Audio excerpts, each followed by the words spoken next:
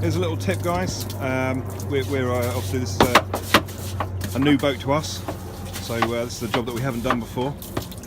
But I was just showing Jay that keeping everything down here clean and empty of debris stops the sea drains at the back, which are down here and actually full of muck, from getting blocked.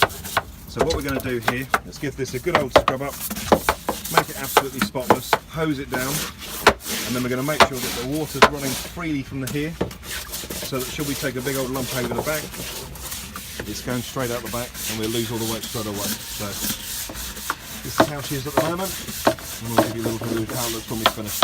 Okay, so 15 minutes work, absolutely spotless down there. Yeah, job done.